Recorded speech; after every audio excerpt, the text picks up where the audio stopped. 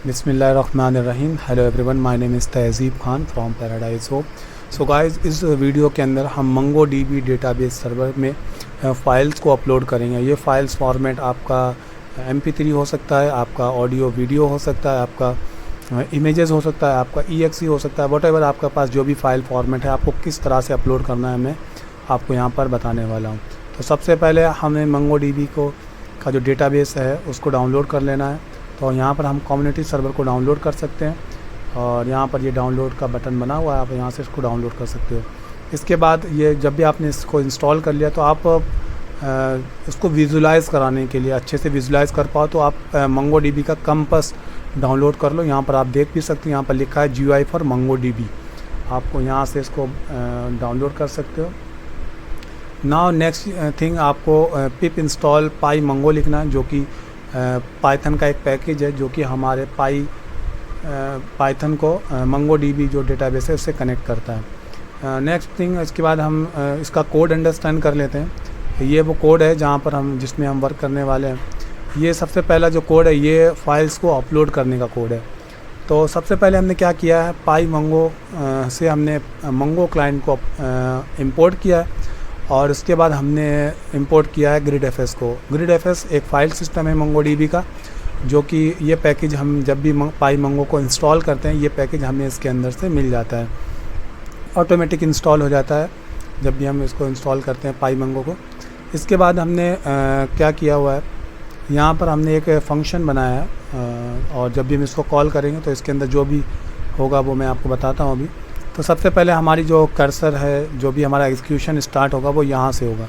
तो हमने क्या किया है, सबसे पहले कॉल किया मंगो अंडरस्कोर कनेक्शन को। यहाँ पर आप देख सकते हो, हम इस फंक्शन की डेफिनेशन के अंदर जाएंगे और यहाँ से एक क्लास है मंगो क्लाइंट, जो कि हमने आप देख सकते हो ऊपर इंपोर्ट किया हुआ है।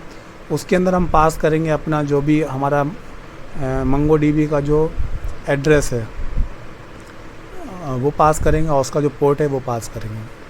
अगर ये सक्सेसफुली कनेक्टेड हो जाता है तो हमें एक रेफरेंस इस के अंदर मिल जाएगा, इस वेरिएबल के अंदर, और हमें प्रिंट हो जाएगा कि हमारा जो मंगो डीबी है वो कनेक्टेड हो चुका है सक्सेसफुली।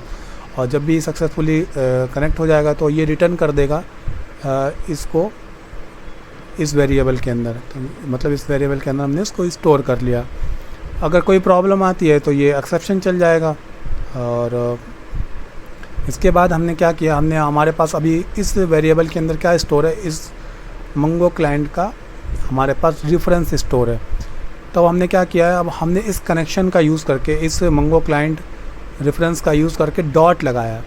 डॉट लगा के हमने उसके बाद बताया कि उसको हमें कौन सा डेटाबेस क्रिएट करना है या फिर उसको यूज़ करना है। इसका मतलब ये है कि अगर आपके पास, जैसे हमारे पास ये कंपास है और इस कंपास में आप देख सकते हो हमारे पास पैराडाइज होप नाम का कोई भी डेटाबेस मौजूद नहीं है। अगर मौजूद नहीं है तो ये पैराडाइज होप नाम का डेटा क्रिएट कर देगा इस मंगो डीबी सर्वर में। अगर ऑलरेडी मौजूद है तो वो उसको यूज़ कर लेगा। तो जो भी रहेगा वो इसका रेफरेंस इस डीबी वेरिएबल में हमने स्टोर कर लिया है। अब यहाँ तक तो बात क्लियर हो गई। अब हमें कौन सी फ़ाइल को अपलोड करना है वो अंडरस्टैंड करते हैं। हमने क्या किया, हमने YouTube नाम की एक फ़ाइल को अपलोड करना है, youtube.mp4 को, जिसको हमने स्टोर कर लिया है एक नेम वेरिएबल में। इसके बाद हमने क्या किया, ओपन जो हमारे पास सिंपल फाइल को रीड करने का जो फंक्शन है, हमने उसमें क्या किया है, नेम नाम के जो वेरिएबल है, मतलब हमने youtube.mp4 को रीड किया है और उसको रीड करके हमने इस फाइल डेटा नाम के वेरिएबल में स्टोर कर दिया। फाइल डेटा नाम के वेरिएबल में स्टोर करने के बाद हमने इसको रीड कर लिया। यहाँ पर हमने इसको परमिशंस दी थी रीड फॉर्मेट में और हमने यहाँ पर इसको रीड कर लिया। रीड करने के बाद जो भी डेटा आया हमने उसको डेटा नाम के वेरिएबल में स्टोर कर दिया। यहाँ तक तो बात हो गई पूरी क्लियर कि हमने अभी डेटा को डेटाबेस एक क्रिएट कर लिया। अगर क्रिएटेड था तो हमने उसको यूज़ कर लिया।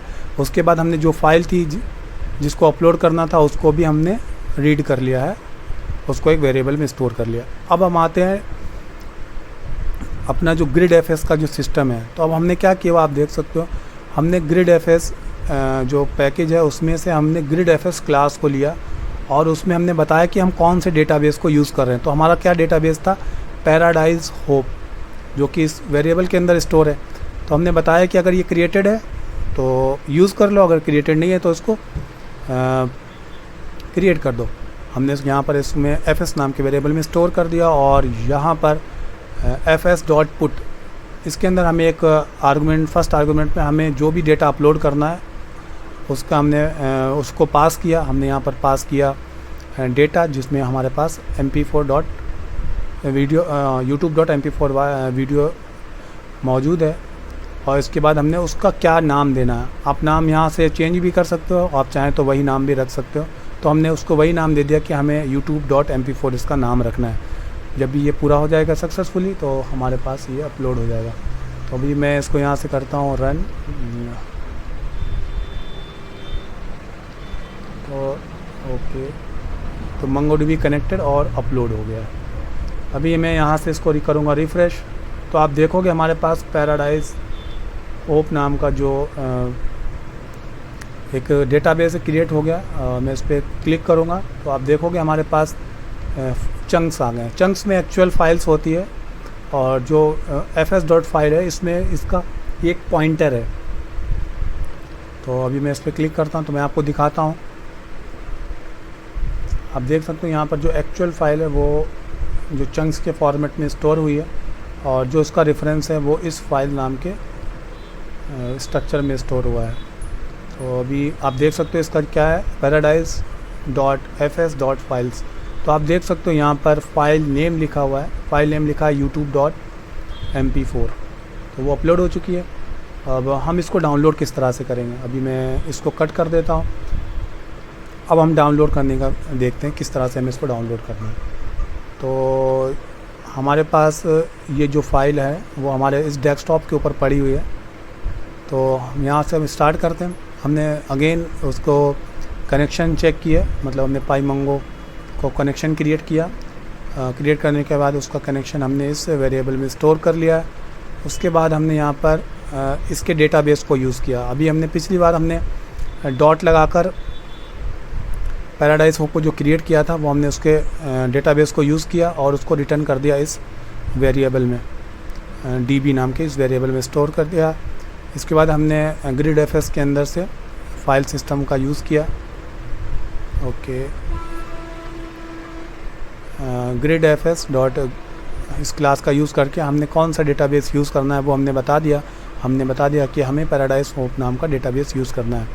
उसके बाद हमने यहाँ पर बताया कि हमें कौन सी फ़ाइल डाउनलोड करना है। तो हमने उसका एक नाम बता दिया कि youtube.mp4 फाइल का जो नाम रहेगा वो youtube.mp4 है। इसके बाद इसने क्या किया, डेटाबेस में गया, डेटाबेस में जाके फ़ाइल सिस्टम में गया और फाइल सिस्टम में जाके फाइल्स में गया और फाइल्स में जाके फाइंड वंस, मतलब हमें एक फ़ाइल को फाइंड करना है और उसका जो नाम रहेगा फाइल नेम वो नेम रहेगा। इसका मतलब नेम मतलब youtube.mp4। उसने उसको फाइंड कर लिया। फाइंड करने के बाद उसको इस वेरिएबल में स्टोर कर दिया।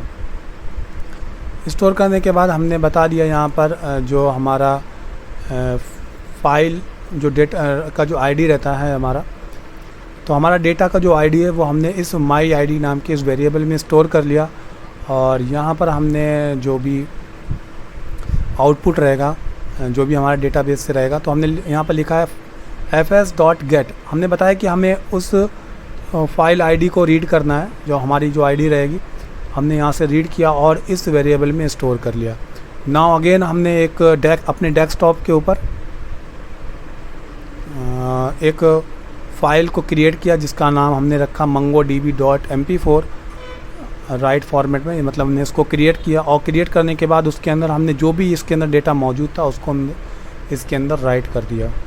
और डॉट इनपुट यहाँ पर आप देख सकते हो, आउटपुट डॉट राइट। तो इसके अंदर ये सारा डेटा राइट हो गया और जैसे ही डेटा पूरा सक्सेसफुली राइट हो गया हमने उसको क्लोज़ कर दिया, मतलब इस फाइल को क्लोज़ कर दिया और हमने मैसेज प्रिंट कर दिया कि हमारा जो डेटा है वो डाउनलोड हो चुका है। तो अभी मैं इसको यहाँ से इस सेल को डिलीट कर देता हूँ। यहाँ पर आप देखोगे जैसे ही मैं इसको रन करूँगा तो हमारे पास एक फाइल है वो यहाँ पर, ओके, यहाँ पर हमारे पास एक फ़ाइल आ गई। तो मैं इसको अगेन डिलीट कर देता हूँ बिकॉज़ थोड़ा सा इशू रहा रन करने में। तो अगेन मैं इसको यहाँ से रन करता हूँ तो आप देखोगे यहाँ पर हमारे पास एक MongoDB नाम की एक फ़ाइल हमारे पास यहाँ पर आ गई। अभी मैं इसको यहाँ से रन करता हूँ। मैं गया यहाँ पर VLC में, तो आप देख भी सकते हैं यहाँ पर फ़ाइल आईडी जो हमारे पास मौजूद है। फ़ाइल आईडी का मतलब हमारे पास ये जो आईडी ऊपर है ये यूनिक आईडी है और इसके हेल्प से उसने वो डाउनलोड कर लिया। आप किसी भी डायरेक्ट फाइल नेम के से भी इसको डाउनलोड कर सकते हैं। तो ये वो फाइल थी जो हमने अपलोड की। और थैंक यू सो मच। अगर ये वीडियो आपको पसंद आए तो इस वीडियो को आप लाइक कर सकते हैं और मुझे सपोर्ट कर सकते हैं, ताकि मुझे मोटिवेशन मिले बहुत सारी इसी तरह से एक नई वीडियोस को बनाने का। और मैं आपको बता दूं, मैं नेक्स्ट वीडियोस में MongoDB जो डेटाबेस सर्वर है वहाँ से वीडियोस को डाउनलोड करूँगा स्ट्रीम फॉर्मेट में। स्ट्रीम फॉर्मेट मतलब मैं चंक बाई चंक डाउनलोड करूँगा और उसको अपने ब्राउज़र पे प्ले करूँगा।